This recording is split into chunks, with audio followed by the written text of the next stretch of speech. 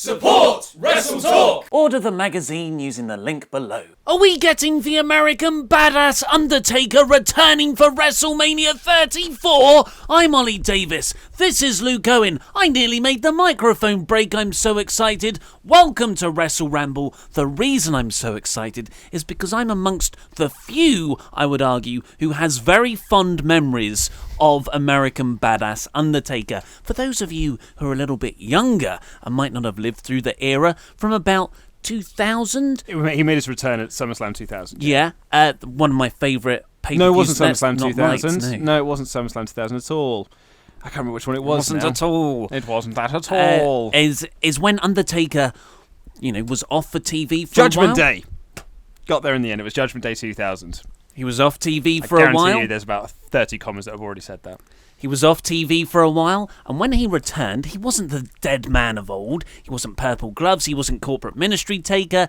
He was riding a motorcycle with a bandana, flowing locks of ginger hair, and he was just, he was an American badass. He occasionally had Limp Bizkit's Rolling as his entrance music, which, as a teenager, impressionable and dumb, I thought was the coolest thing on the planet. I mean, he came out to Kid Rock originally, Yes. which I, as a fan of rap metal at the time, Yes. I thought this is pretty great because I thought Kid Rock was very cool. Just the whole packaging of the American Badass version of The Undertaker, the two like creepy twin girls. He's here. And then it goes. Yeah. I'm not They call going me to sing cowboy, Kid I'm a Rock, singer in black. but Luke is, and he'll come down on a motorbike, ride round the ring. It was awesome. It was awesome. And Do you remember- his because Undertaker is a great promo, right? But the Undertaker gimmick kind of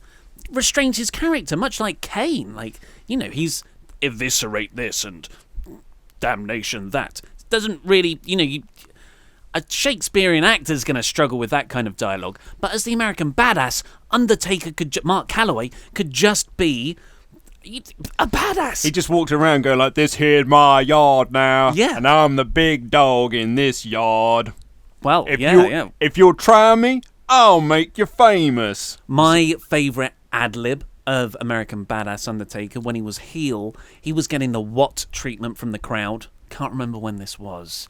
But he shut down the what treatment in the most brutal way anyone's ever done. It's like the finisher of what treatments. He just says, after a few what, he says, if you sleep with your sister, say what? And everyone went, what? Whoa! Not recently. So, yes, the reason we're speculating this is, of course, John Cena cut a magnificent promo on this week's Raw. He came down, this was after Fastlane, he lost at Smackdown, so the idea was he has no WrestleMania match. But he comes down excited, almost happy, and he starts playing up to the crowd, saying he's going to go to WrestleMania as a fan, even gets into the crowd at one point, and he's chanting, this is awesome, this is how I'm going to be, sips a fan's beer.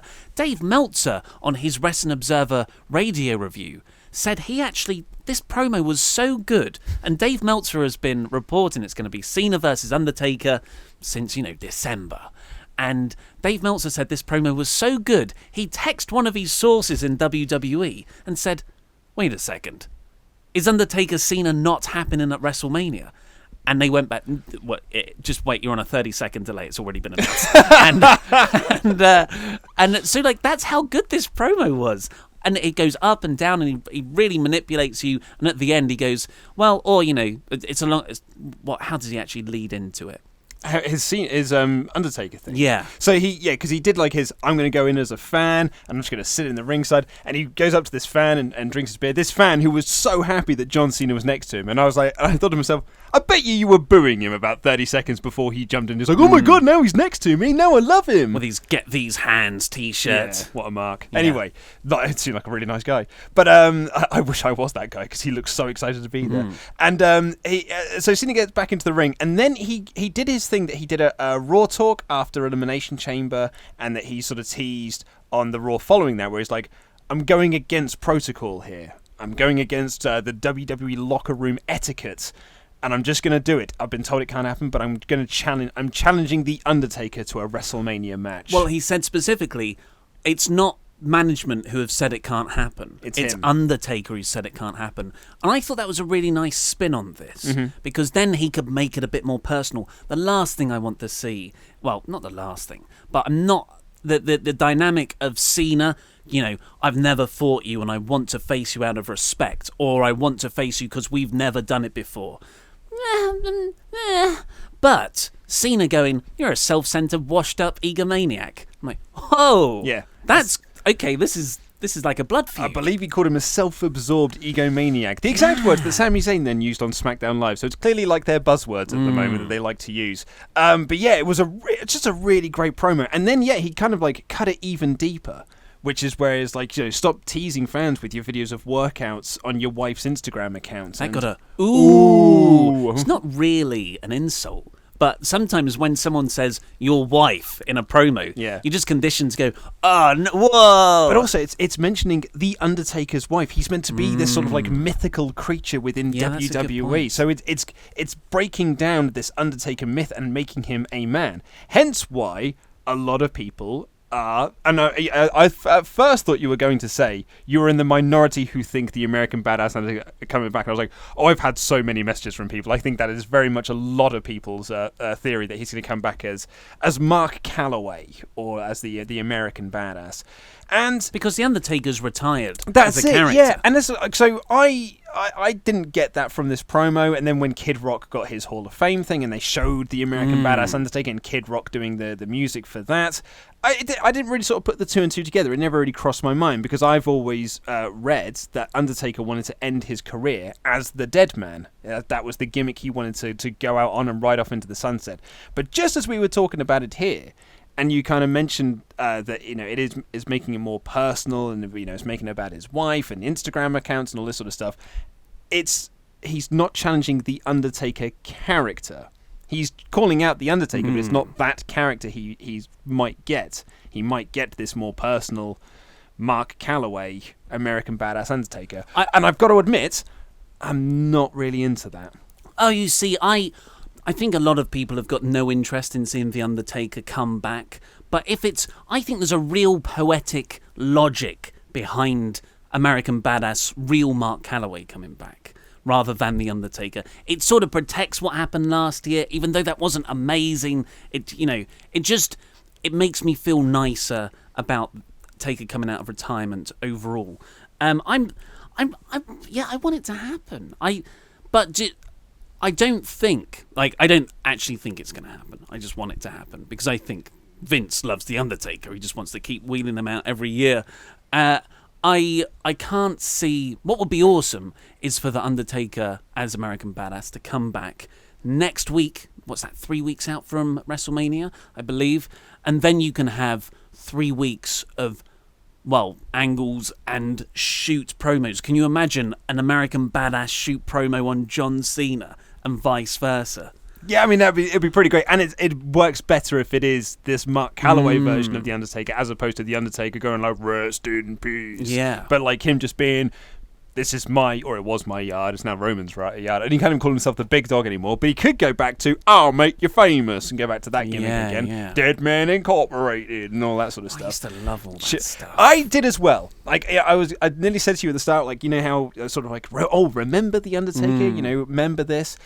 Like, remember what a big deal it was when American Badass Undertaker was, I think it was in Smackdown 2 for the PlayStation, and how a big deal it was. It was like, it was revealed like he's going to have his motorcycle entrance in the game, even though in the game it was just the video playing and then walking in front of it. It was still like he's going to be on his motorbike. Yeah. And then with Smackdown, I think it might be Smackdown 3 or 4 when you could do the Brothers of Destruction entrance, where Kane would come out and go pyro, keep rolling, and then the Undertaker come out. I thought the American Badass Undertaker was like the coolest thing, but it does not hold up when you go back and look at it. It seems I've only done it in patches. It's quite lame when you go back and look at it. Well, anyway, I think that it's you won't see Undertaker until the Go Home show. I think that as well. Yeah, absolutely. And just might get some comments about me being cynical and nostalgia, for the nostalgia of the Undertaker, American Badass. The Attitude Era podcast put it best when they said that he doesn't look like a biker. He looks like a UFO enthusiast. I really want to push it. gotta wait. You've got to wait till 500k day, though. If you haven't seen the news today, this was... No, don't press it. This was gifted to us in the Money in the Bank briefcase. This red button from WrestleTalk Corporate, just with the message, don't press it until the 500k day party, which is happening this Friday. So, yeah, I guess we'll just leave that there for now. But you can press one button, and that is the order button for the WrestleTalk Almanac. I am excited about this. Well, I mean, we have had this in the studio now because we got our advanced copies of it, and it's very nice. Yes. When our I'm gonna cycle through the pages. When our magazine guy first told me that we were going to be doing this last year, I was very excited by the prospect of it and kind of saw what he was working on, and it's very cool. It is the ultimate wrestling geek. Oh, it's brilliant! Yeah, perfect. Matches. You've got all the matches of the year by star rating. This is Meltzer's star ratings in order here, where you can watch them. All the combined Hall of Fame. So this is toting up all the Hall of Fame, a number of them at least, and seeing who's in the most. Terry Funk, Lou Thez, and Harley Race are right at the top. That doesn't surprise me. Yeah, well, Ric Flair's in third place, technically, joint third place. But obituaries, real wrestler names, tournaments guides, the best wrestling shows ever based on average star rating. When our editor told me he was doing that, he had to go through all of the matches, work out the average and then put that up. It's the most geeky part of my brain has been satisfied. It is incredibly geeky, but also it's even got a day by day news breakdown of last year, and every single wrestling show that happened last year, all the matches that took place, all the star ratings that they got. It's packed. It's full to the brim with facts and figures. Yeah, so celebrate 500k day by buying your copy. And it's got our boy Keith Lee on the front. It's got our boy Keith Lee on the front, and we are going to be doing some signed photos because people have asked for them. Yes, we did not push this. This was not an ego. So we're not like the Undertaker. We're getting out of the way of our ego. Yeah. So if you do order, you might get a promo shot, a signed promo shot of us signed two. 8x10. We haven't signed the book because we didn't want to depreciate the value, but we've signed something that can easily be taken in and out. So that's at WrestleTalk.bigcartel.com. We're very, very proud of this. Please check it out for yourself. Haha, it's a Raw review looking jacked, man. So now we're into Raw itself. Let's do the play-by-play. It opened with Kurt Angle coming down to the ring to do the WrestleMania card rundown.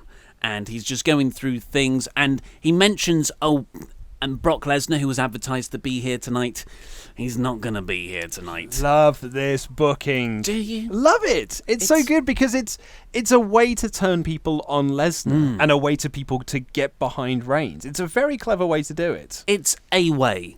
I think it's quite underhand in that you're now promoting Brock Lesnar for shows, and by all accounts, the walk-up was quite high for Raw that night, that taping, and usually that's attributable to the big names advertised for the show. So a lot of people are going to buy tickets for the show to find out that one of the main draws isn't there. Two of the main draws, in fact, because the Ronda Rousey on every show until Mania was a mistake, apparently, by WWE.com. Oh, really? Yeah. I was going to say, I was surprised when she wasn't there. Same here. She was at medical testing. She was never booked to be there. Oh, wow. That was incorrect. They made a mistake, but they never really rectified it. So there is, Ronda Rousey and Brock Lesnar. I'd be annoyed as a paying crowd member. Gotta remember though, it is a carny business. Well, unfortunately, yes. Yeah. I mean, that's not a. It explains it somewhat, but it's not excusable. No. And it's a very short-term There are thing. very few things in wrestling that are excusable. But this is very much a carny business, a bit of a carny thing to do. And I kind of dig it, Maybe it's because I'm not a paying customer. But, maybe I don't think I'd have expected Brock Lesnar to be at most shows anyway, because, he hasn't been there for most of them. Maybe I'd like it more if I was into Roman Reigns, if I was into the babyface side. Also, because WWE aren't exactly a big babyface thing that I follow individual wrestlers more than I follow the big company, or loyalty-wise, I guess. It's not like, naughty Brock Lesnar for letting down WWE. I'm like, Brock Lesnar's cool. Like CM Punk when he went to leave back in 2011. Way to look at it, yeah. Yeah. Plus, so this brought out Roman Reigns after the announcement, and Roman Reigns effectively pretended to shoot. It was a solid performance. I didn't believe it though. I saw someone acting rather than someone actually being angry. I would argue this is where Roman is at his best, is when he can cut... we said it last week, when he can cut these sorts of promos. This is when Roman is at his best. And, like, Roman is not the world's greatest promo. And he needs something like this in order, like, something to kind of bite into and work around. It's, it's far and away better than Suffer and Succotash. Yes. It is that. I'm like you. I'm not... I'm a fan of Roman Reigns, but I am not into Roman Reigns in terms of, like, I'm not, I don't get really excited for the fact he's going to be winning the Universal Championship. I'm not excited to see him as a world champion. Like, it's just, but I think he's a really good in-ring worker. I was thinking about this when I was watching Smackdown this morning. If you had someone like AJ Styles, who everyone is super into, in this role, this storyline would be so much better. Yeah. And we've been saying it now for almost a year, going up to a year on it. It's a great story, just told with the wrong guy. So Roman continued on his grievances, and he actually said, well, you know what? I'm angry at Brock Lesnar, but I'm more angry at Vince McMahon. For allowing this to happen. Yeah, because he just walked past me backstage, didn't tell me that Brock wasn't here tonight. I had to hear it from you, Kurt, when everyone else found out in this audience. And again, I was just like, now you're making it about the McMahons. This is such like a crux for WWE booking. We need to make it feel serious. Let's just put Vince in it, like the stuff with Kevin Owens last year. Well, I'd also argue as well. I feel like I'm just defending WWE, and I'm not. Go ahead, man. Someone needs to. And I'm not really defending WWE. I'm just sort of looking at it from a WWE mindset, I suppose. The last time Roman Reigns was super over as a babyface, and when like crowds were genuinely popping for him and were super into him going for the championship, is when he was going up against Sheamus and the League of Dorks. And that was all McMahon-based as well. Yeah. Like when he won the title in Philly, the crowd went absolutely nuts when he won the title in Philly because it was a really great moment. He'd beaten Vince McMahon, he'd conquered the League of Dorks, and, he was champion. So maybe this is just them looking at like, well, the crowd are really into Roman as a babyface when he's going against Vince because Vince is a great heel. He's a great heel character. So maybe this is, it's another little wrinkle to this to try and help people cheer Roman Reigns. I get why they're doing it. Well, the Wrestling Observer reported last Thursday that the mentality in WWE at the moment, because they know Brock Lesnar, well, they believe Brock Lesnar to be leaving for the UFC once his contract is up after Mania, is to downplay Lesnar. So what better way to do that than to really make the feud between Vince and Roman rather than Roman and Brock. That makes sense. So Roman is angry about this. He goes, actually, I'm going to go back there and do something I shouldn't do. But it all felt staged to me. It didn't actually feel chaotic. Man, you're so cynical. But everything on SmackDown did feel chaotic. So it's not like WWE can't do it. Well, no, I wasn't thinking that this was looking chaotic or anything. I just thought this was actually a really cool moment of him walking back into Gorilla, and like it was. I mean, it makes no sense because Shane is there, and like that. It's that thing of like, okay, what is kayfabe? What is a work? Because you can't have it both ways.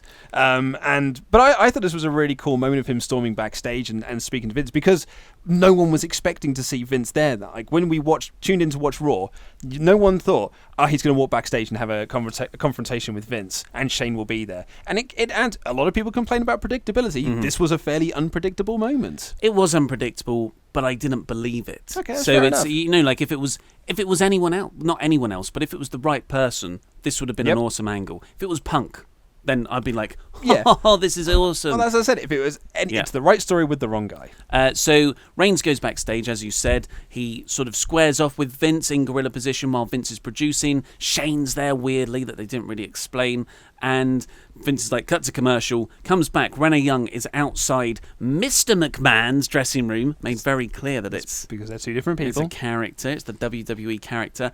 And Roman comes out and then walks off in a bit of a spoilt brat huff. Like he wasn't badass Stone Cold, didn't kick the door down and then Stone Cold Stunner Renee, which would have been, that's That's what you would have done in the Attitude Era. What, stunning women? women? Were getting beaten up all the time. Now you stun a Vince McMahon and you actually make him seem cool. So this is some conspiracy theory play here. I've already told you about this. You have indeed. Mr. McMahon comes out next and is like, Brock will be here next week. I promise that. But is that an actual promise, or is it to set up for another swerve? And Roman Reigns is indefinitely suspended. So the way Roman walked out, Mr. McMahon, the way Vince sort of played this segment, is this the start of collusion? Because Vince knows in storyline Brock is going to leave. They keep referencing Brock's leaving. So would Roman Reigns turn heel, siding with Vince to screw Brock out of the championship at Mania, turning Roman heel? It's the best thing to do. Best thing to do for character and business. Whether they're going to do it is a different thing, but I thought the seeds were there. It's certainly possible. We'll see. Come on, man. Give me something. No, man. I mean, I'm not sure I buy it. Because, I mean, I don't know how many times we have to go through it, but I don't think Roman's ever turning heel. But he's not John Cena. He's not as good as John Cena. That's for damn sure. Yeah, and so you can't really. I just don't know. I think you got to turn broken record. Yeah. So Sasha Banks versus beating Sonya Deville next. Bayley came down with her arms crossed, hugging herself. Yes, she looked very grumpy, and. Banks and Sonya Deville had an okay match. I like Sonya Deville. I'm a big fan of Sonya Deville. I really like her. I've said it before. I think she's improved greatly since coming up from NXT. I think she's great. And Banks, well, Mandy Rose tried to get involved, but then Bayley chased her off, which helped Banks tap out Deville for the win. Yeah. However, afterwards, Absolution jumped in. They beat up Sasha Banks, and Bayley walked off. As I've just written here, Absolution suck. Yes. A pointless unit. And I don't. Which my wife has often said. I don't think we're getting Banks versus Bayley at Mania. No, they're going to be part of the Battle Royal. Good old Battle Royal.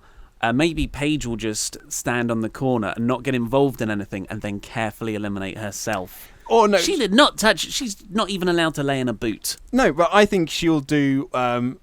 What some managers do during the Royal Rumble. They'll come out with their person and then just walk to the back. Although it's a Battle Royal, so I suppose she can just go and shout from ringside. Yeah. So that's coming up later in the show. The fabulous Moolah. Controversial fabulous Moolah. Then we got the Kid Rock Hall of Fame announcement. A huge pop. They wisely did this in Kid Rock's hometown. Smart play. Of Detroit. I was like, why is everyone going crazy for Kid? And then they said it. It's Detroit's own. And I was like, oh, well, that makes sense. They put someone over in their hometown. And it works. What a novel concept. Then we got a Miz TV segment with Seth Rollins and Finn Balor. Yeah, and this was... Finn Balor, yeah. This was, I think you said this in your Raw review, which perfectly illustrates this point. The Miz was trying to turn Seth and Finn against each other. Seth and Finn then said, we're not turning against each other. And then they turned against each other and had a match. Yeah, so turns out the Miz was right. Well, they beat up the Miz first, and then they turned on each other, and then Miz is outside, he's smiling, and they book the match for later on. So it's, Yeah, I mean it's good for the Miz, and I'm really enjoying the Balor Rollins professional rivalry. That's the best thing in this. Yeah, by far. So it's ticking along, this feud. It's this was the 4 weeks out from Mania, so this isn't when you play your big hand. Exactly. SmackDown had the same thing. There were certain angles on there where the angles they did do. Well, the angles they absolutely were phenomenal. Yeah, but lower card feuds. Mm-hmm. It's week one of a build. It's and I thought it was fine. I miss these days where it feels like the WWE put the most effort into how I remember wrestling to be when I was watching it as a kid, WWE wrestling, and that's you sort of knew the structure of feuds. So when they went with the grain, you're like, oh, okay, they're going with the grain. This feels natural. But when they go against the grain, you're like, oh my god, it's unpredictable. It's like a lovely way to riff on the same structure of something. And now you've got got the seeds of the build here, and because all the matches have pretty much been announced, so you've got 4 weeks on both brands to build. Yeah. I think were we going through the match card yesterday, or like the sort of proposed? I think there's like 14 matches currently. Like if you include Owens and Zayn with Shane in some form, like there's 14 matches on this card. I'm telling you, man, they've got to start doing it across 2 nights. And well, maybe Shane will face Dolph Ziggler. Maybe that's another one. That's another one. It could be. So next up, we had Sheamus versus the Miz Taraj. I liked how Miz introduced Miz TV with Miz Taraj aren't here. They've got a match next. Yeah, that was nice. Yeah, I was like, you explained something. You didn't just drop. I thought, they've dropped the whole gimmick. Yeah. But yes, Miz Taraj were out next for a match against Sheamus. The idea being if they beat Sheamus and Cesaro, they'll go on to WrestleMania. Was that part of it? Not that I recall. I don't know. It's the tag team division. I think it was just it was the next step in Sheamus beating the entire tag team division. Although, apparently they're protecting the Miztourage because they didn't get beat here because all of the other teams from the Raw roster came running down. Which leads me to, I suppose, my only question from this. Balor Club's not a thing now, is it? Doesn't seem to be. Because they haven't come out with Balor in ages. Balor is not associated with them. They're not wearing Balor Club stuff. They're just wearing their Gallows and Anderson stuff. So, yeah, I think the Balor Club was just a 2-week experiment. Yeah. That's just faded away. That was over. Yeah, but you don't want things to get over now, do you? We want to do the total opposite of that. Speaking of Balor Club and things fading away, I watched a promo that never made it to air. Some YouTuber just uploaded it, but it was obviously before the 4-way last chance match before Elimination Chamber. And it was Gallows and Anderson talking to Matt Hardy, Woken Matt Hardy, in just front of a promo screen. It was hilarious. And they're just riffing off each other. I'm like, why isn't this what you do in your promos on Raw? Because they're making movies, man. They don't make wrestling shows, they make movies. It was so and funny. Movies have scripts. Carl Anderson interacting with Woken Matt Hardy is so funny because what is it, man? The lake of submersion, and Gallows is like, no, man, it's the lake of, and then use the wrong word, and Matt Hardy would just, everyone's going at 11. It was really good. So yes, this. Sheamus and Cesaro were disgruntled afterwards for being beaten up by the whole Raw tag division. As you'd imagine. Yeah. I mean, they did look like a bunch of sore losers because they'd all been beaten quite fairly by Sheamus and Cesaro. It's not like they always cheated to win and are bragging about the fact that they can beat everyone. They've beaten everyone cleanly, and now everyone's just like, pushing out their bottom lip, being like, "When do I want a title match?" and beating them all up. I actually felt sorry for Sheamus and Cesaro here. And it just like having the Raw tag division out there. It's just like, wow. Oh God, it's a bunch of dorks, isn't it? Yeah, Jeez. and it's a shame because some of them should not be dorks. Yeah. But Revival, Galanderson, even Titus Worldwide was hot at the start of the year, but they've all been flattened out to opening acts and jobbers. Yeah, it's really sad. So Sheamus and Cesaro are complaining to Kurt Angle about this, and they even tease a superstar shake-up. They say there's a superstar shake-up coming up soon, I've heard. Yeah, after Mania. Yeah, we might go to SmackDown, which is interesting because it was WrestleZone who reported it was going to be at the first brand joint pay-per-view after Mania, which is Backlash. Mm-hmm. But I always think 2 weeks after Mania is the best time to do it. Yeah, although it does add, because if you do it at Backlash and you build up all these feuds and then do a superstar shake-up in Backlash, that could actually add some more stakes to championships, because it was like, where are they going? Where are they going? If someone's challenging for the United States Championship, but they've already been drafted to Raw, can they win the belt and then take it with them to Raw? And I think that could add some real chaotic nature to each of the matches. I agree. That would be really cool. Last time they had the opportunity to do that, they didn't. It was the Cruiserweight division was going to go to SmackDown. That's right, yeah. Before Survivor Series 2016. Baron Corbin bollocksed it all up by interfering. Kurt booked instead of that. He said, "Well, I'm gonna make sure you get a Mania match. We're gonna crown the number 1 contenders in the Battle Royal." Now they didn't say that was going to be the main event, did they? But it was, and it was, it ended as quite a fun main event, but it's not something they didn't really build it as must-see TV at the end of the third hour. Didn't have any other stars to trundle out, I suppose. You'd already done Roman, you'd done Cena, so Braun's your last star that you can cart out, really. That I was expecting when I was watching it. I was like, oh, that was really fun. I wonder what they're going to do for the Ronda segment at the end of the show. That's what I was waiting for, Ronda. Going an overrun after Strowman. Yeah, exactly. Triple H and Steph have got to have their thing. They're the main event with Ronda, and when it ended, I was like, oh, okay, that was the main event of the show. I would have loved to have seen, when it was announced, I would have loved to have seen Rollins and Balor as the main event. Make the IC title feel really big, have some Miz to Raj interference on the outside. Yep. And they can go, they can both go. Just book them for a 75-minute match. Next up, we had Elias in the ring. There was a Symphony of Destruction recap. WWE, I feel like we complimented WWE so much on their video packages the other episode that because they watched this, of course. Obviously. They're just doing more video packages. It's freaking a third of the shows at the moment. You got 3 hours to fill, brother. You got to fill them somehow. They've worked themselves into a video package, brother. Damn it. So after this Symphony of Destruction recap, it shows, it opens with Elias in the middle of the ring with a spotlight and a neck brace. Yeah. Because Curtis Axel's lost his gimmick. And he starts to play, but then he stops and he walks off saying, "This is your fault," to the audience. And I felt sorry for him. So I love Elias. I love Elias. So there are a lot of people, that think that we're going to get Elias as Braun's tag team partner. I would not WrestleMania. object to that. I mean, Elias needs something. Yeah. It's like Battle Royal. Well, other than the Battle Royal, it's like him and Rusev are the sort of the two guys I'm looking at the moment. It's like, man, I wish you guys had much more to do at WrestleMania than just be part of the gimmick Battle Royal. Him as a tag team partner would be good, but I mean, I'm more into the idea of it being a 2-on-1 handicap match with Strowman on his own. Or another popular piece of fantasy booking, James Ellsworth. Oh, that's great! I love that idea. Braun Strowman brings back James Ellsworth. Yeah, that's so good. Because it's going to be difficult. Braun, I really like Braun and Elias having to be tag team champions and them having to coexist. But it is a comedy act. And do you want Braun Strowman to be a comedy act? Mm-hmm.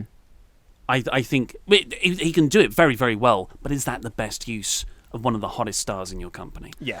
So next up we had Braun Strowman next, which he was doing a promo of I still don't have a WrestleMania match, which was a theme on this episode. A lot of people were saying that, of course, John Cena, Sheamus and Cesaro. So he's going to find one, setting up what came up later. Mm-hmm. Then we had Finn Balor beating Seth Rollins in a SummerSlam 2016 rematch, the one that was set up by Miz TV earlier, in a good match, but a finish that I loved. Loved this finish. There was a really nice striking sequence they had as well. It was quite New Japan-esque. The finishing sequence of this is when Seth Rollins was going to do his superplex into the Falcon Arrow, but just as he stands up to get the Falcon Arrow in, Balor rolls him up and pins him as a shock pin out of nowhere. Yeah. Really, really cool and inventive ending. I dug it. So it's usually we don't like surprise roll-ups. Mm-hmm. But sometimes I don't know why things work when they don't elsewhere. Maybe it's because the whole match was really competitive. I don't think I've ever disliked a surprise roll-up. I dislike distraction roll-ups. Oh, distraction roll-ups are annoying. Oh, we saw it with Carmella and Becky on SmackDown. Becky takes most of the match, but Carmella just gets a roll-up at the end and wins. We see it all the time. Maybe it's because we buy into Finn Balor as he could definitely pull that off. Yeah, because it felt like a smart thing. Balor had scouted Rollins' offense. Yeah. He always goes into that after. It's almost worth playing a bit of possum to get the superplex, and then you're going to roll him up. Exactly, because it'll be the last thing that Rollins is expecting at that point. He's an autopilot. Yeah. He's just going to transition into the next move. I really liked it. Yeah, but I don't know why. I don't know why I'm so inconsistent. After that, we had the announcement that, and you predicted this a while ago. Well, they were going to do an Andre the Giant Memorial Battle Royal, but for the ladies. With less Y chromosome, yeah. Yeah. And it's going to be the fabulous Moolah Memorial Battle Royal. Yeah. I'm surprised they didn't tie this in with Women's History Month. I don't know Why? Because you had to do another video package later on. For someone who's not involved in wrestling. Well, when we said this, Yeah. we're not going to talk about these things anymore Okay. because, we're not going to talk about them. I mean, I'm not 100% certain that the Gandhi lady wasn't involved in wrestling. She could have been involved in wrestling. I don't... Just drop it, Ollie. It's not that important. It's not that important. What is important, though, is this Battle Royal. Now, this Battle Royal is like a... okay, is this a good thing? It's a good thing in that people get a payday. People get on the card, women who haven't got any feuds get on the card, they get a payday, and, wonderful. But it's bad in the sense that I think that there is this kind of sort of toxic mentality of everyone has to get on the card. Oh, this is your problem with it. No. And then that's coupled with the fact that they are using the fabulous Moolah to kind of like using her name to be like, because this will now be a yearly thing, which means we have to have this discussion every single year, and it's not a great. It's not a great thing. WWE love to memorialize morally complicated human beings. We've got the Mae Young Classic, the accusations. Well, I didn't think they're accusations. These are charges from a long time ago. Is that Mae Young used to sleep with married men. Nothing wrong with that from a legal standpoint. But then she would beat up those men, rob them, with the idea that they wouldn't go to the police because they were married. Yeah. With, of course, the Ultimate Warrior Award. Warrior has a long history of saying very, very nasty things about a lot of people. Very, very nasty things. And yet his award is all about like dying kids. Yes. The sort of kids that he used to say really nasty things about. Yeah. And now we've got Fabulous Moolah, who, by all accounts, I don't know. I've heard the stories, but I can't give you an exhaustive list. But she... amongst the many accusations are she held back women's wrestling for a good half century. She would, beat people up in the ring, and she effectively pimped out. Yeah, I was going to say female wrestlers. That's kind of the worst of it. Is that she used to sell women. She used to sell women and with sending them to promoters. This is all alleged, obviously. This is a lot of claims, though. But you can just search it. You can find the interviews. Well, and here's the thing. So the story is that she used to sell women to promoters with the idea was that you'd have to sleep with the promoter or sleep with the wrestlers, and the girls didn't know about this. And when they said no, they'd often end up sleeping with them against their will. It's a lot of really, really dark and nasty stuff. The high irony of all this. And what I just never can fathom about this company, because this company is very good at rewriting their own history. Very good at just saying, like, here is history, and people watch that and just say, like, cool, that is history. The Monday Night War... North Korea. The Monday Night War documentary, the first one they did after WCW first closed, is an incredible rewrite of history. But a lot of people watched it and was like, that's how it happened. That's all how it went down. And this one here is that they always said, like, okay, why can't China go into the Hall of Fame? Why isn't this the China Memorial Battle Royal? And their argument has always been, but if little girls Google her name, they'll see that she did porn. But it's like, well, if they Google Fabulous Moolah's name, they're going to see a whole lot worse. Yeah. Like, I mean, I know there's no pictures or videos, but it's still really bad stuff. Yeah, this is... and it's not confined to dirt sheets anymore. A lot of national publications have picked up on this and this controversy. The Mirror tabloid in the UK have done it. I think a few American outlets have as well. So it's short-sighted. It's it's pretty despicable. But overall, it's WWE's. I'm trying to think what their mentality is, and I think this is their mentality. The majority of the people watching don't know. Mm-hmm. There might be even people watching this video that don't know. And people who are watching this video are hardcore fans. They're the people that are super into wrestling. So if you say that there's a portion of this audience that are watching here that don't know, then that means there's a very small minority of people that know all these dirty secrets, which means the wider majority don't know. And they can just buy into WWE's version of history, where all the women wrestlers sit down in the moment and talk about how great she is and what a pioneer and trailblazer and history making and all their other buzzwords they want to do. At one point, Bayley said in this video, "I grew up watching her," and I was like, "No, you didn't. Yeah, like you didn't grow up watching her at all." It's that they made a really good comparison. Brian Alvarez did on the Wrestling Observer review, because Fabulous Moolah did come back in the Attitude Era with Mae Young, and she won the title off Ivory. And that was so Bayley would have been around 10 around that time, so she could have grown up watching that one nostalgia run for 6 months. But that's like 6 months. I think it was only a month. Oh well, there you go. And it's like saying, oh yeah, I watched. I don't know. Dave Meltzer said it. Oh, it's like saying I watched Buddy Rogers when there's Buddy Rogers. Yeah, but I think Buddy Rogers was before his time. When I saw him be a manager in the 70s, yeah. like 2 decades after his prime. Probably got the names and dates mixed up there. Yeah. But yeah, and like, I mean, are these female wrestlers from today in this video package? I want to know what they think about having to say this stuff about Fabulous Moolah. Well, it's sort of paid to do it, I suppose. It's like there was an episode. This really struck me actually because I've only just watched the episode. There was an episode recently of Dave Gorman's Modern Life is Goodish. You ever see that show? Yeah. If you US watchers, it's a comedian. And he does like PowerPoint presentations about sort of odd things from around TV and the internet. It's a very funny show. But he was doing something about from a show called I Love the 70s, where he had Paul Ross and Pat Sharp and someone else sit around talking about this perfume advert from the 1970s that was saying quite racy things for the 1970s, and sort of about like, oh yeah, my mum used to wear this, or my aunt used to wear this, and someone said like, oh, I'll never wear that again because it absolutely stinks, this, that, and the other. And then Dave Gorman reveals that the perfume didn't exist. We made up the perfume, but these shows are designed to be. You get these people in, and it's a producer's trick when you say like, "Oh, do you remember this thing?" And they go, and they actually showed the footage of it, and they said to Pat Sharp, like, "Do you remember this?" And he goes, "No, I don't remember that at all." And it's like, "Can you try remembering it?" Wow. And then he just goes into a spiel because he's been very well trained to be like, "Oh, I remember this. The advert was this. Can I?" They watch the advert. It's like, "Is this happened? This happened. This happened." And then, but we as an audience watch that, and we just see Pat Sharp remembers this. Yeah, here's your line. We need it. We need this kind of line for the video package. And I feel that sometimes with WWE video packages where they sit down and it's like, oh, they were a trailblazer, they did this, they did that. It's like, you don't mean any of what you're saying. Tick, you said that word, you said this word. But we just need to get these sound bites in these videos. So they're probably saying it glass-eyed, not buying it, probably just on autopilot. It might have even been about a different person. They might have dropped it in. They might have asked her about Trish Stratus or Lita. Yeah.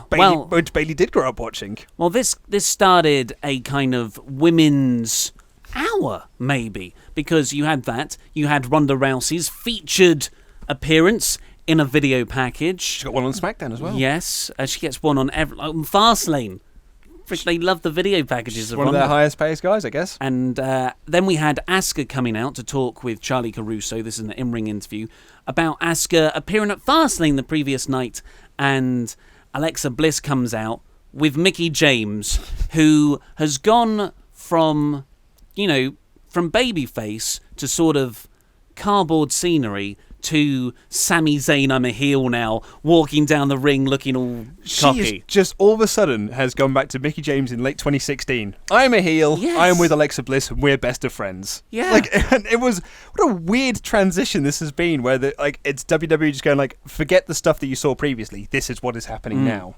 But I thought Bliss was really good here. She said the reason you challenged Charlotte is because it's smart. I don't blame you because you can't beat me and you've got the streak. You want to protect it. It's so... She's really, really great, man. The performance was very good. 10th best wrestler in the world. Keep telling you. And Asuka, what did she say? She said, no, I didn't challenge you because I actually like competition. Yeah, I want a challenge. And Bliss, with perfect comedic timing, great heel thing to say, was there's a language barrier here. And it was clearly what she said. And this was, that's really the sort of tone you should have struck for Nakamura and Jinder last year, rather than openly mocking stuff. Rather than him. Hasn't he got a wacky face? Yeah. Asuka had a really good line, I thought, to beat, and they've repeated it ad nauseum since. To be the woman, you've got to beat the woman. Taking on Ric Flair's old moniker. But it's nice. Yeah, especially with the Women's Revolution marketing guff. Yeah, it really fits is. really well. I liked it. So then Alexa says, well, I've got someone you need to face then, Asuka, if you like competition. And she pointed to the Titantron. Nothing happened. Obviously meant to be Nia Jax. So James has a match with Asuka. It's a pretty decent match. Yeah. Asuka sold a leg injury. And she was outside for a long time. I was like, they're not going to do the count out loss. Yeah. I knew they weren't going to do it, but I was invested. So I popped when she got back in. Yeah. Mickie James, sunset flip powerbomb off the top rope. Yeah, man. This is the match I wrote the most amount of notes for. I'm just looking at my stuff. I actually forgot about that sunset flip. That was really good. Yeah. But like there were, and as much as I was really into this, and you were into this, the crowd were not. So they started chanting for Rusev Day. They chanted for CM Punk. Yeah, crowd were not massively into it. Why would they be? It's a shame. It's middle of Raw. We're well into our third hour now. Yeah, Mickie taps to the Asuka lock in the end.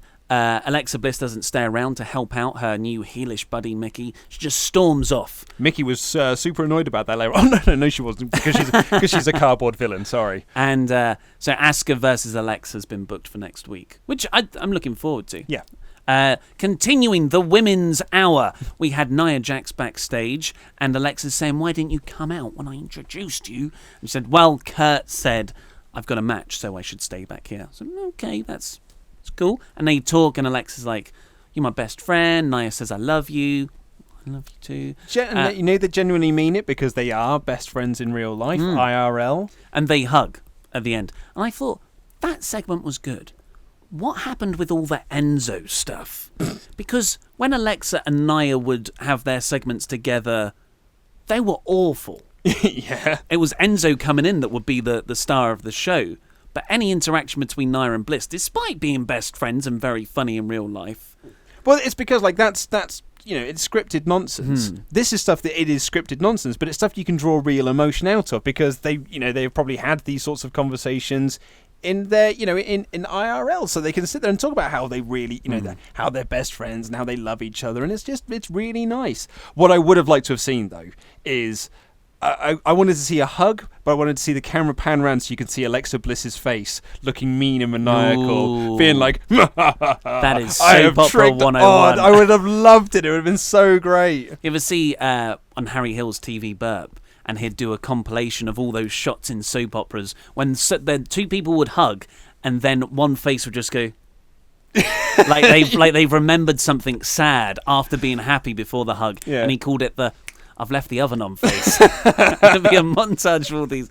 Yeah, I mean, they shouldn't have done that. It'd have been too much. But I do like that. I think it'd be awesome. It's like when Austin used to hug McMahon, like when Austin turned heel, and he used to love hugging Vince, and he used to just have this look on his face that was just like wide-eyed dead stare of just like, I'm hugging Vince.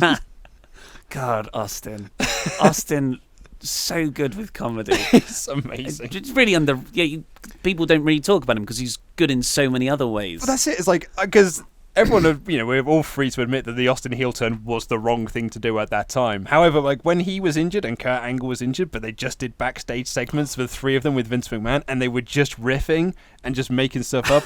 It's like the invasion was happening, but all I really wanted to see was these three idiots acting. Like it was so funny. So it was great. Really good. So I'm just remembering. I could go on for ages about those segments now. So back to this. Back to Nia Jax, because this segment was. I thought this was wonderful. I thought it was really great. So Nia after. We've missed out a segment. It was Women's History Month. It's Women's History Month now. Indira Gandhi is the inductee into WWE's. It's fine. They're things Women's that happen. History Month. Wonder what's going to be next month. I don't know. Well, actually, I'm more like wonder which women it's going to be, or which woman I should say is going to be next week. I can't wait. So Nia Jax goes out and kills a local wrestler. It's funny how much these bother you. I just think it's. I'm not going to go into it again. I just think it's a TV. So I used to work in TV near the scheduling department, not in front of camera or anything, and I think this is the exact sort of thing that everyone will just go. We need a theme for this month to like. Just make a theme for all the content that we're going to put out. Like we can have Kardashians month. I feel like this is we need a thing. There's this Women's History Month thing that some organisation have involved. Let's all jump on this and we can turn it into a theme, can make loads of content for it. And now everyone's buying into it like, it's really important that we have this month. It's probably not. I mean, people are going to... Why am I even talking about this? Say, man. Why am I even... You set me off. How did I set you off? Nia killed a local wrestler. I've written down called Jodie Kidd. I'm pretty sure that wasn't her name. No, was that her name? No, it wasn't. I think it's similar. So after the match, though, after Nia, really good squash match, the Titantron comes on, and it's just Alexa and Mickey sitting backstage, or sort of standing backstage in the dressing room area, and they're just really nastily mean girl style. They were being mean girls. Nia Jax. They were being proper mean girls. They were being what this was, and you've seen this in teen movies all the time. When you think your lead character is best friends with someone, but they turn out to be a mean girl, and they are in the bathroom stall, and then the mean girls walk in, or maybe they're not friends, maybe that they've done something, and then the mean girls walk in and be like, "Oh my god, did you see what that person did out there?" And they don't know that person is in the stall crying because their feelings are being hurt. Oh, I can't believe she did that with that guy. It's every high schooler's worst fear. Yeah. It seems come to life. I love this feud. I really, really do. And I thought Mickey was very much, she was a cartoon villain in all of this. She was a cartoon mean girl, I suppose, but Bliss was really good. And then you had that moment when Bliss was really good. Bliss was really, really good, where essentially she monologued herself into revealing her diabolical plan, and that she's using Nia Jax. And then was it Charlie Caruso? Yes. Yep, Charlie Caruso walks in and was like, "Oh, BT Dubs, that boom mic is on."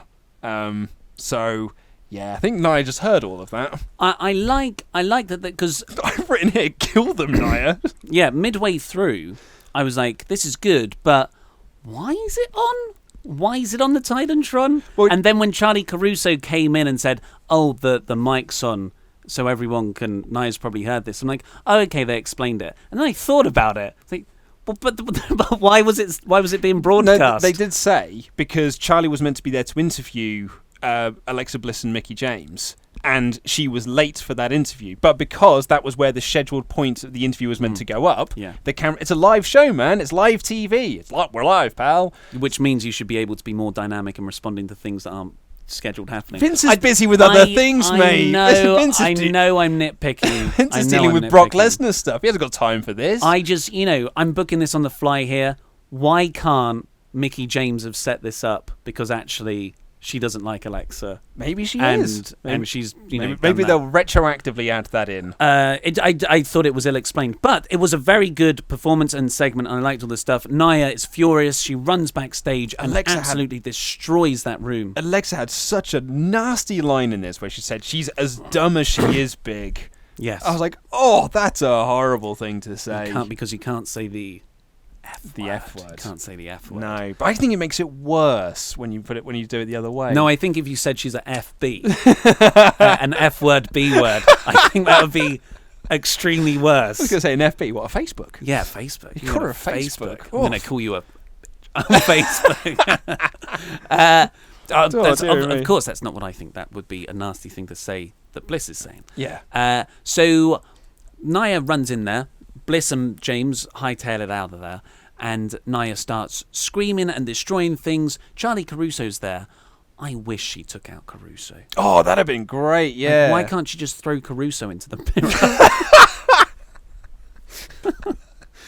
I mean, Ollie Davis endangering workplace safety. Renee Young didn't get beaten up by Roman Reigns. Charlie Caruso didn't get beaten up by Jax. If Ollie Davis ever books a promotion, don't get a job as an interviewer. You're going to get thrown through something. I think, what else are they there for? To hold a microphone and get thrown through stuff. It's amazing Mean Gene made out alive, really. Yeah, because, you would never want to do a male on female interviewer violence angle. But, this is women on women stuff. I think I would have liked to have seen Charlie Caruso. Bearing in mind that Nia Jax is the babyface. So? I like badass baby faces. She's a monster. She's a monster face. But she's a sympathetic babyface. I wouldn't book her like that. So, next up, but I did enjoy the whole thing. I don't want to be too down on it. Ultimate Deletion Preview. There was a line in this when Bray Wyatt said, "His words mean nothing." And I was like, you've got that right. Yeah, pot kettle black. Yeah, mate. But this video package really did confirm after Matt posting stuff on Twitter, but, he teased a lot of stuff for a long time, which never happened. But the video package did show Senor Benjamin, Rebby Sky, Vanguard 1, and Matt and Rebby's children, Lord Wolfgang and King Maxwell. Cool. We're getting Ultimate Deletion next week. I thought it was going to be at Mania. You thought it was going to be on Raw, so hats off to you, sir. Hats off to you. You're welcome. Bray Wyatt, then he said, threatened that something was going to happen to them. I'm looking forward to this. I'm looking forward to it as well. Yeah, really curious. And then they cut to Kurt backstage, who is confused as all hell. and he's such a good line delivery. This is not as good as they cost $10 million. But it was there. He's looking down at what I don't know. He's really close to the camera and just goes, "I knew Bray was crazy, but what happened to Matt? We're like 4 months into woken Matt now." You'd think that Kurt would be more on top of these sorts of things, but, he's a rubbish GM, as they all are on Raw. Anyway, I thought Kurt's delivery of it was very enjoyable. But Kurt then said to the ref, this was really good. This bit was great. He said, they're going to have the match, so can you go down to the Hardy compound to the referee to officiate? And the referee just, these referees that very rarely get to say anything. And he just goes, have I done something wrong? Oh, it was so good. Yeah, which was good. And I thought the last time, they should let referees talk more often. Yeah. Because the last time they did it was for Big Show Braun. And it was the video package about the ring breaking, and they had the interview with the referee. Yeah. And I really like that. Can I make a prediction for Ultimate Deletion? Yes. I think Bray Wyatt is going to get thrown into the Lake of Reincarnation and come out as Husky Harris wearing a Nexus t-shirt. Oh, that is really good. Yeah. Yes. Yeah. Oh, I hope so. It'll be difficult to do because he's got a different haircut. But even if he just gets thrown, maybe if he just gets thrown in and then comes out wearing a Nexus t-shirt. Yeah, that would be really good. Well played, Luke. I also wonder if we're going to get Harper and Rowan in there as well. Not as the Bludgeon Brothers, but as like almost Wyatt family stuff. I don't know, maybe. Braun Strowman, why stop there? Stop Hurricane Helms will probably be there as well, I think. So the main event was the Tag Team Battle Royal, and Sheamus and Cesaro are out for commentary. All the tag teams are already in the ring, and I'm there thinking, what a weird way to end Raw. I mean, I like that they're elevating the tag belts to a main event position, but this feels a very lackluster, undermining way to do it. For a second there, I thought you were going to say this is a good way to elevate the tag team division. I was about to say, No. So, I mean, you and I talked about this yesterday. But so the tag teams are all in the ring. None of them get entrances, but the Bar get entrances. And then, just as the match is about to start, Braun's music hits, and Braun comes out. Crowd explodes because Braun is here. I really like that. Yeah, wonderful stuff. Because no one was really expecting Braun to come out for this match. So Braun walks down, and he just shouts, "Ring the bell." And in his brilliant booming voice that he has, because he's a wonderful, wonderful cartoon character. And then they have this Battle Royal match where all the tag teams are fighting, but Braun's on his own, kind of throwing people hither and yonder and this, that, and the other. So you and I talked about this yesterday.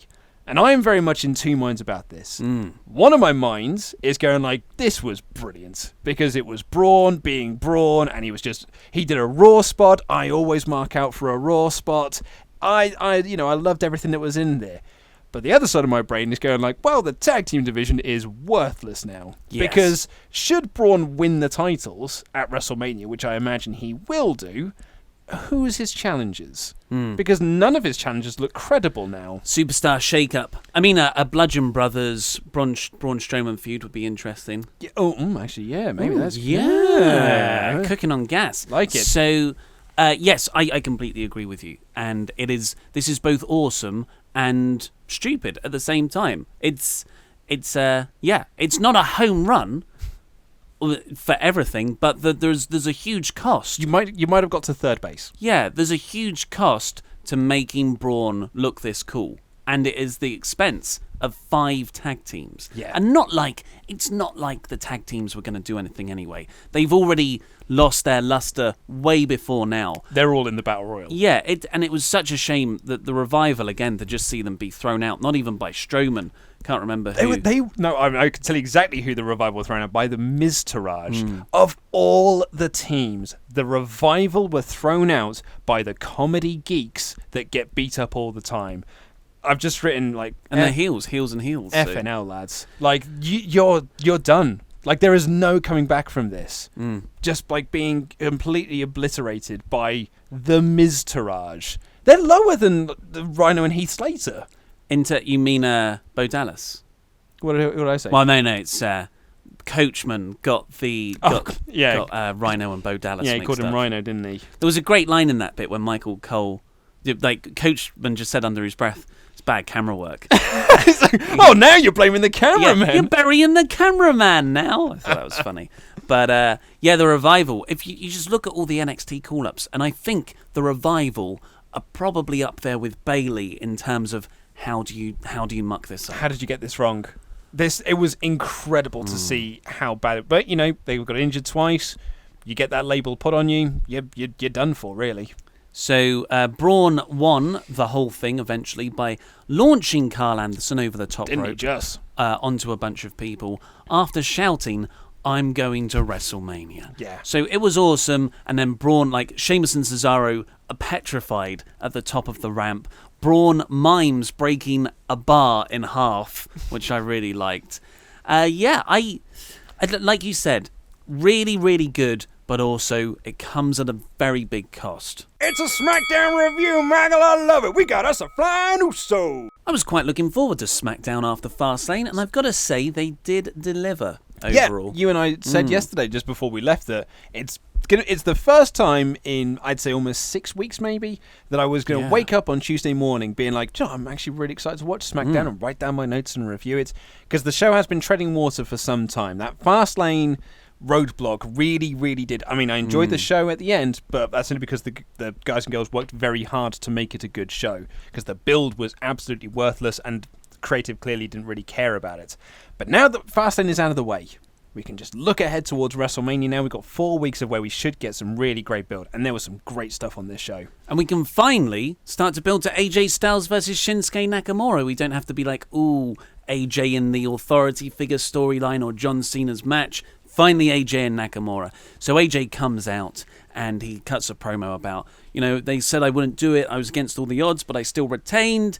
I never really bought into the fact that he wasn't retaining. No, I always thought he was retaining. Yeah, so that bit didn't connect with me as much. But there was a really nice ad-lib to the crowd where the crowd are chanting, "You deserve it." And AJ went, "No, I earned this." Yeah, because there is that story that a lot of wrestlers hate the "you deserve it" chant, because it sounds like you're giving this because you deserved it, whereas like, no, mate, I've earned this. Yeah. I've earned to hold this belt. And I can get that. And I like it because it fits within my perception of AJ's character, which is he's an egocentric face. Mm-hmm. He's full of bravado, and he'll fight anyone who challenges him, sometimes to his own detriment. But it's because he genuinely believes he's the best wrestler in the world, and I like that stuff. So, yeah, absolutely. I really like that. Then Nakamura comes out, and they sort of, they're going to fight at WrestleMania. I would like to, and I think this is about Asuka later on when we do this, and because they were both on SmackDown, I'd like to think that this could happen. I would like to see all promos done to build this feud now be done as sit-down promos backstage where both of them can talk in their native language and be subtitled. Because it will just seem more... Even AJ? Yeah, even AJ. I want subtitle him in Japanese. Exactly. I want them to be more natural. I don't want them to be force-fed these lines just because that's the way that WWE do things. You need to adapt sometimes, and I think that would be a much better way of building up this feud. That's really nice, actually. I could definitely go for that.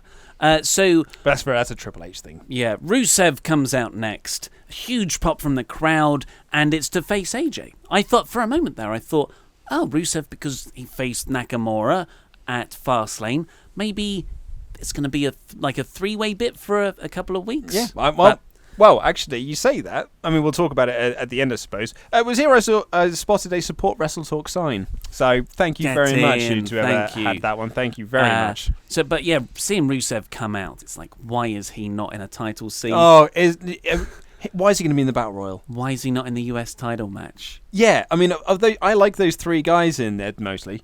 But man, Rusev should be there. God, he should be there 100%. This was a pretty good match. Rusev's kicks are great, particularly the one to the side of AJ's head, and AJ made that look awesome. He just dropped like a sack of potatoes. Love the way Rusev carries himself around a ring. He feels like a star. He feels legit. He's so good. Does he look a bit smaller to you? I wouldn't say smaller. Because he's still got his wide, short shape. But I just feel like he's not as wide as he used to be. I don't know. Maybe you've been watching too many Otis Dozovich matches down in NXT. Sure, yeah. As wide as he is tall. So AJ gets the calf crusher on Rusev in a really nice I liked him hold. holding onto the ropes, and AJ had to really yank him off. Oh man, but so that was reversing an accolade, and he got him through it into that. But man, speaking of, I'm going to divert for a second. Submission holds: Zack Sabre Jr. versus Tetsuya Naito in the New Japan Cup, which is going on right now. Have you watched that without me? I watched a little clip of the right. submission sequence. Yeah. Sabre Jr. incredible. Just he gets Naito in sort of like a calf crusher thing. Can't remember what it's called. And Naito's going crazy, but he's trying to kick Sabre Jr. off him, and as he does that, he gets him into a stretch muffler with the other leg. Nice. Zack Sabre Jr. submission wrestling it's something else. Well, let's watch that on lunch. Yeah, let's do that for lunch. It's a date, man. And we'll review that on Ramble Club, nice segue, which you can find on our Patreon page. But this match had no definitive finish. Nope. Aiden English ran in and broke up that calf crusher for Styles to get the DQ win. They beat down AJ, and then Nakamura, who was at commentary, seemed like he was thinking about what to do, ran into save Sort AJ. of took his time to get in. Yeah. So I said in the Smackdown review, I wonder if he's going to play more of the heel role in this babyface versus babyface feud. So you can, so AJ will be the ultimate babyface in there. But I was curious about this because you said, are they going to put Rusev into this, for the next 3 or 4 weeks or whatever? If Rusev isn't being inserted into this somehow or some way, why didn't AJ just beat him clean? Because you could have done AJ beating him clean and then both of them beating him down afterwards for Nakamura to make the save. Yeah. AJ not pinning Rusev, to me, suggests there's still more to come with this. Maybe. Because we didn't get a definitive answer.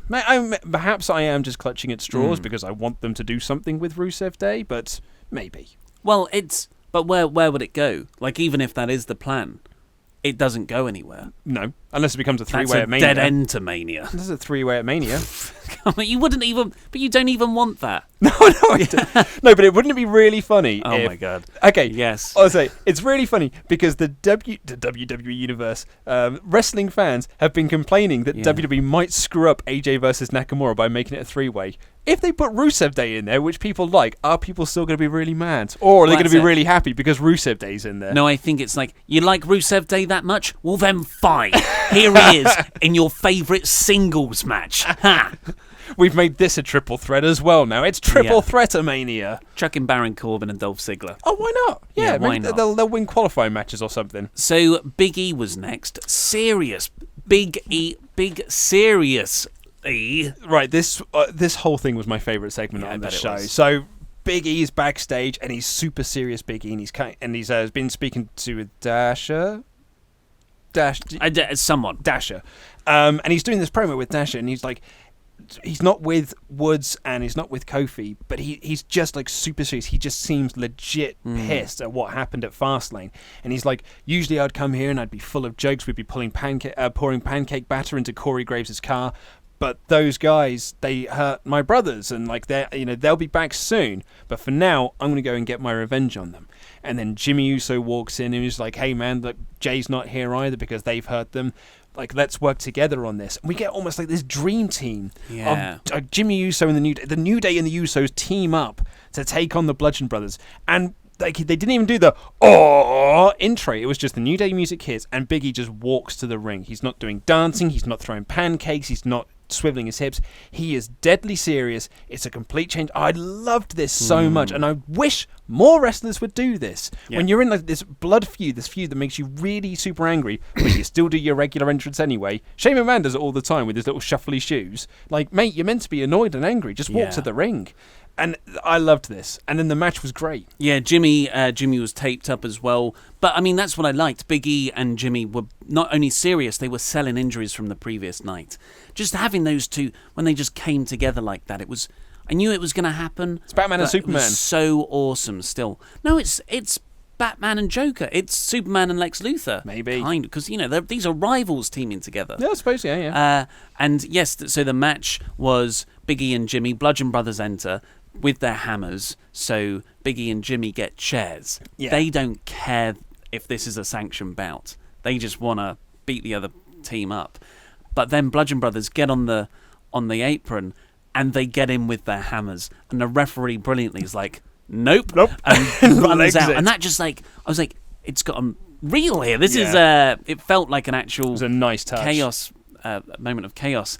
and then they just went at it and cut to commercial, come back. We're in the actual match. Todd Phillips, is saying it took loads of people to get this match started and get them apart. Yeah, loved all of this. And it was a fun big guy match. It was short because that's what the story dictated. Jimmy and Biggie are injured, so they don't lose anything by losing. And the Bludgeon Brothers win relatively quickly and beat down Biggie outside afterwards. Yeah, I loved it, and it's really this is good. This is really good. Stuff. It's building up to be my most anticipated match for WrestleMania. Yeah, it really is. But WrestleMania. Yeah, not the whole weekend, but not the whole weekend, but for WrestleMania itself. Yeah, wow. Really looking forward to it. In the middle of all this was AJ and Shinsuke backstage saying some more WrestleMania stuff. Yeah. So then after that, we got a Sami Zayn interview with Renee Young, and Sami said he blames Kevin Owens more than Shane McMahon for his Fastlane loss. Yeah. Nice little wrinkle to it. And, they do these two interviews where, I said this in the review, where it makes them feel as far as apart as they possibly could be. So when they come together at the end, it's a swerve. Charlotte and Asuka next in, I would say this was... was it the worst segment on SmackDown? It was joint. No. It was down there or joint. Yeah, it wasn't good. It was like the total opposite of the Big E Bludgeon Brothers stuff. So I didn't mind Asuka's stuff. I thought because she's so animated in the way she delivers lines. Charlotte's promo material was so bad. It was so scripted. And she read it really disinterestedly. Yeah. Like usually she's quite good. Well, she's okay with the material, but this was... Ugh. Yeah, I was not a fan of this at all. It's funny as well because basically she was saying that she was excited to face Asuka. I was like, don't sound it, love. Yeah, and there was that line like, when I go round the world, people always say two things to me. Congratulations, Charlotte, and are you going to face Asuka? And I'm like, oh my God, who cares? And this was after... It was intriguing when Asuka came out on Fastlane because Charlotte was smiling and then she'd be grumpy and angry. And I like the angry Charlotte more. Like, what are you doing here? I'm going to beat you up too. But here it was played up for respect. We're just going to do it because we're two baby faces. It's like, I don't want that. I want everyone to hate each other. And it's 2 weeks in a row now as well, where a Charlotte segment has just ended really flatly, where she's been interrupted by the United States champion of all people. Like it was just really weird because the segment didn't really have an ending. Asuka's music played and she went to leave, and then Randy Orton's music hit, and then they disappeared because Randy Orton's coming out for a promo next. Yeah. I mean, either this was done as a joke against all the people who made fun of it last week, because there was no payoff. How meta. Yeah, there was no payoff. Got to pop the boys in the back, haven't you?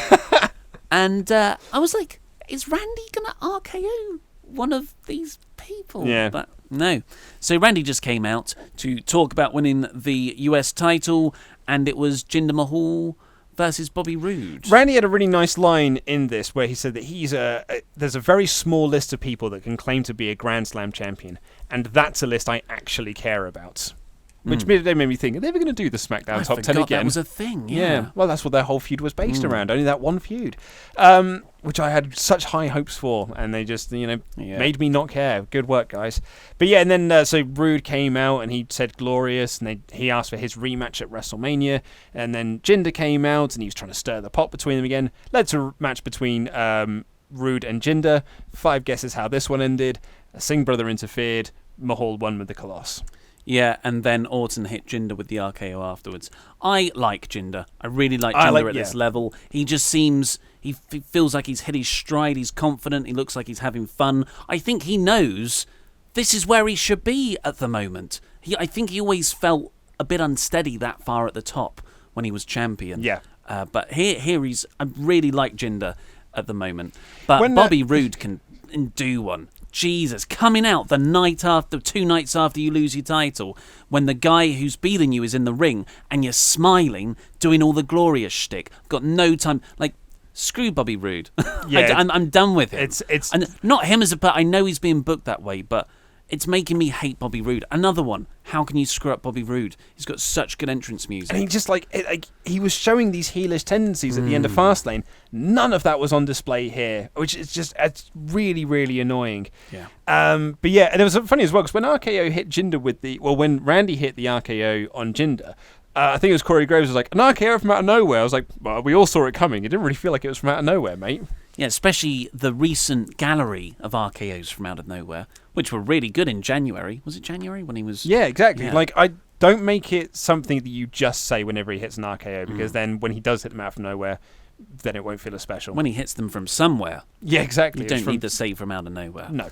Next up, we had Kevin Owens backstage, and Owens said he was angry with Shane. Why was he even at ringside for Fastlane?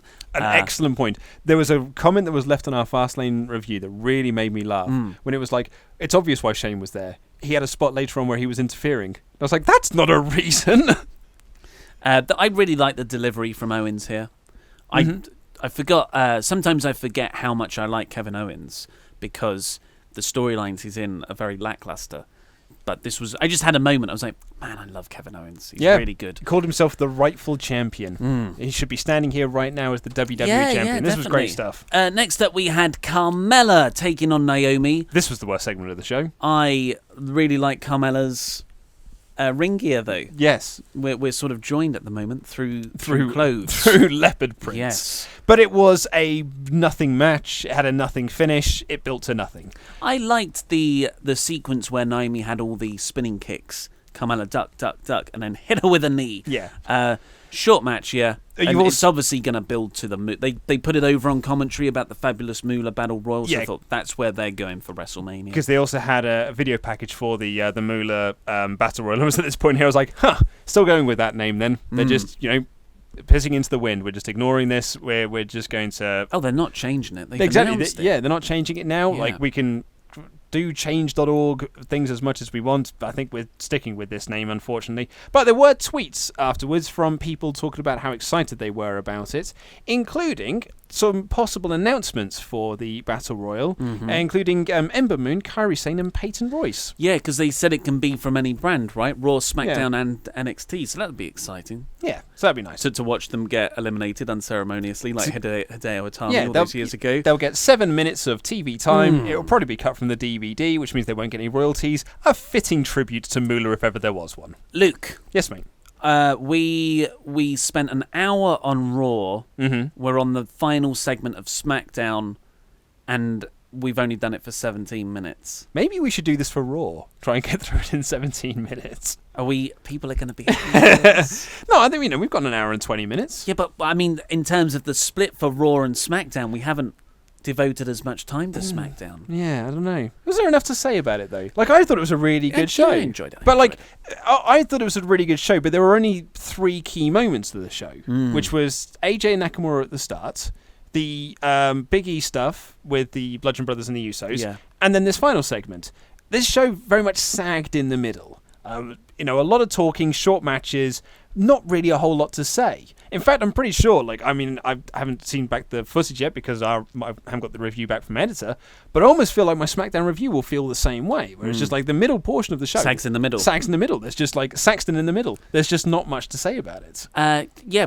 Put more Chad Gable on. Where was my weekly Chad Gable match? It was my shush! Yeah. Where's that? I like Chad Gable. Love Chad Gable. So, Shane McMahon came out for the main event segment, and he has, he sort of explains stuff a bit. He's, my actions on Sunday were wrong, and because of that, I'm going to take indefinite leave as commissioner.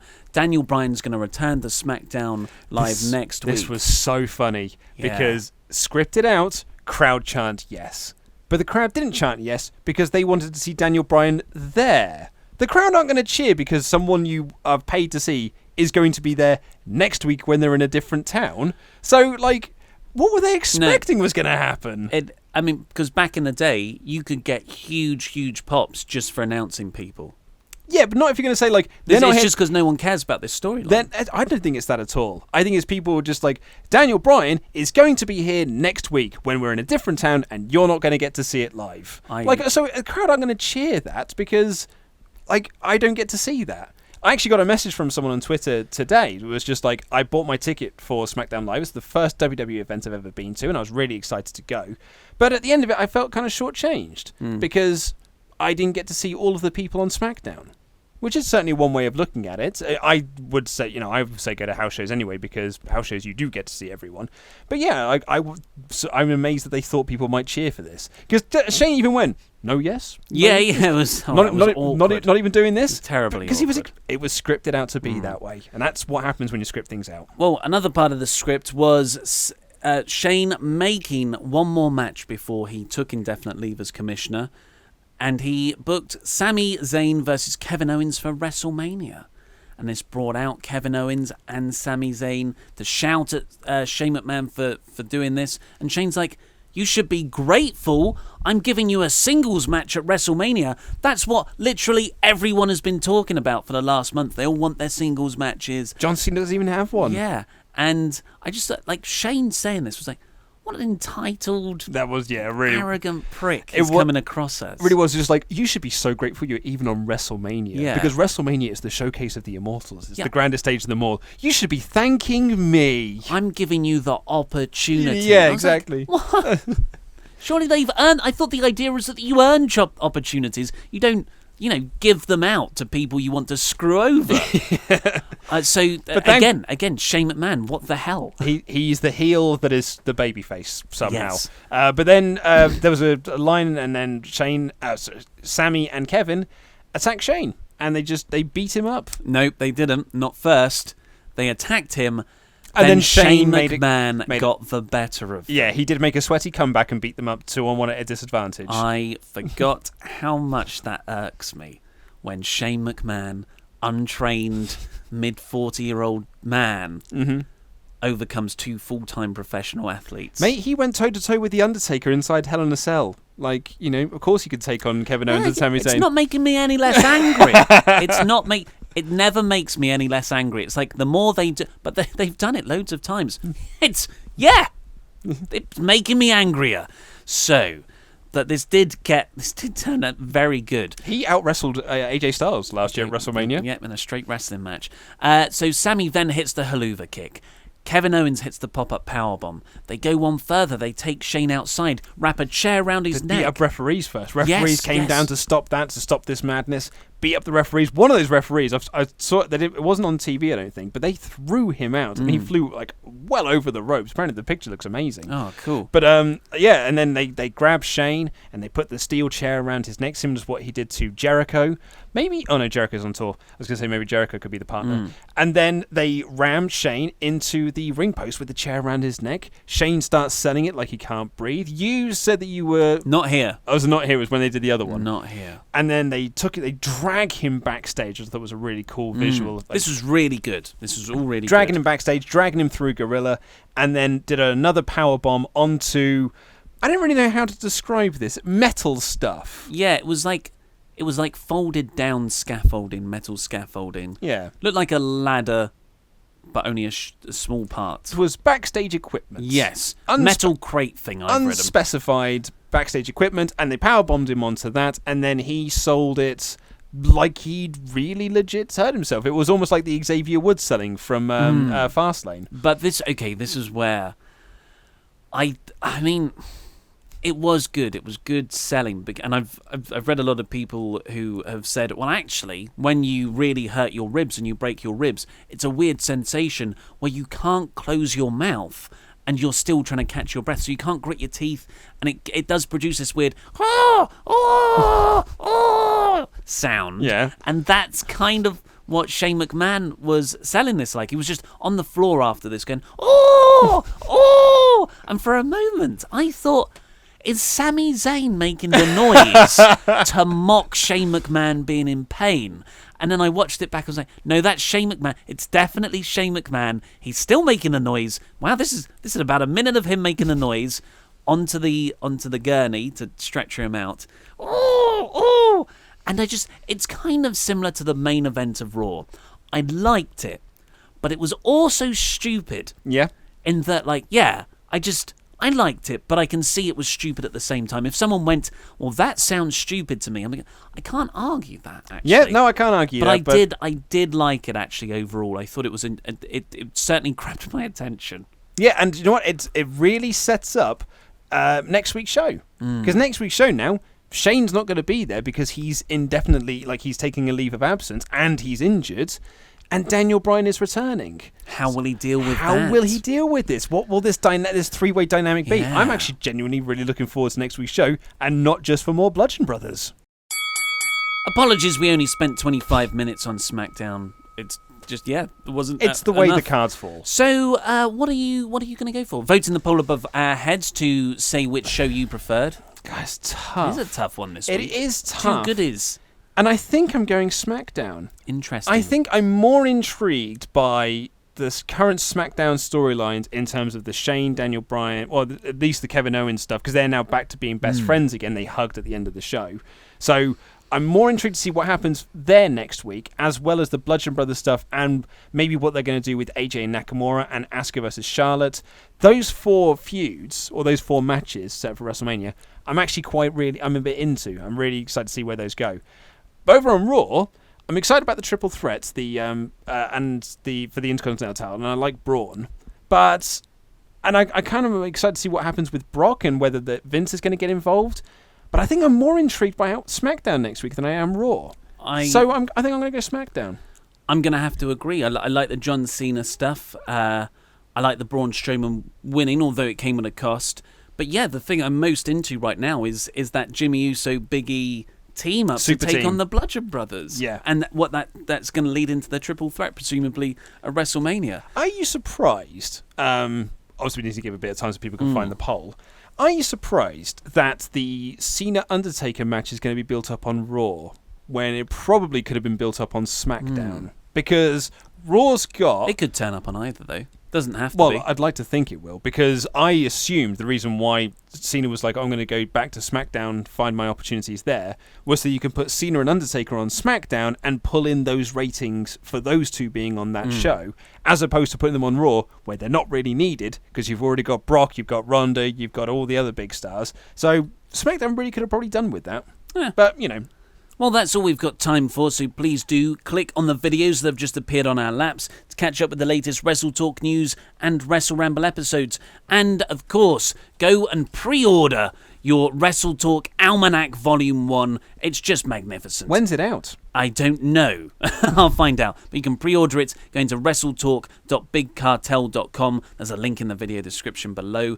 I've been Ollie Davis. This is Luke Owen. I'm going to bring this back into shot. Oh, you prematurely saluted. And that was rambling.